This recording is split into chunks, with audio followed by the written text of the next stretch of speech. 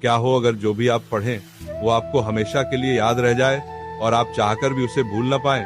किसी ने कहा होगा बादाम खा लो, किसी ने कहा होगा सुबह जल्दी उठो, किसी ने कहा होगा टहलने जाओ, लेकिन आज मैं आपको जो बताने वाला हूँ वो इन सब से बिल्कुल अलग और कहीं ज्यादा असरदार है। अगर आपने इसे सही तरीके से समझ लिया और अपने जीवन में उतार लिया तो आपका पढ़ा हुआ पहले से कई गुना ज्यादा याद रहने लगेगा।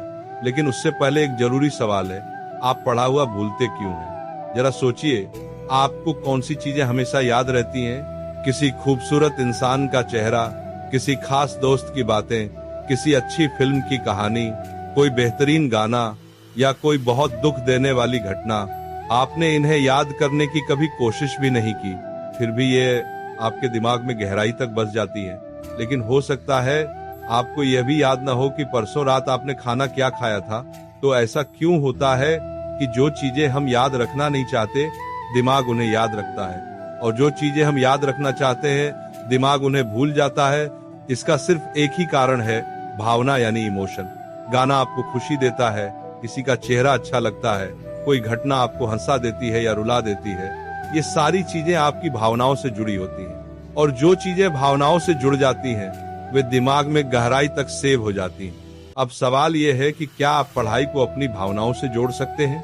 क्या आप पढ़ाई को इंटरेस्टिंग बना सकते हैं? अगर नहीं बना सकते तो याद रखना मुश्किल ही रहेगा। जो चीज इंटरेस्टिंग होती है वही चीज याद रहती है। लेकिन आप कहेंगे कि हमें पढ़ाई में इंटरेस्ट ही नहीं है।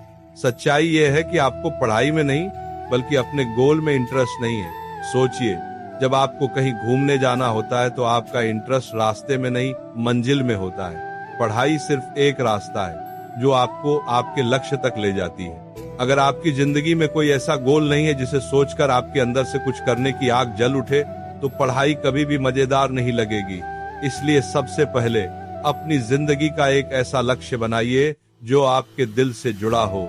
जब गोल मजबूत होगा तो पढ़ाई अपने आप जरूरी लगने लगेगी, और जो चीज जरूरी लगती है वही भावना से जुड़ जाती है और फिर वह याद भी रहती है। इसके बाद दूसरा सबसे जरूरी तरीका है विजुअल और इमेजिनेशन। जो चीज हम अपनी आंखों से देखते हैं वह दिमाग में ज्यादा गहराई से बैठती है।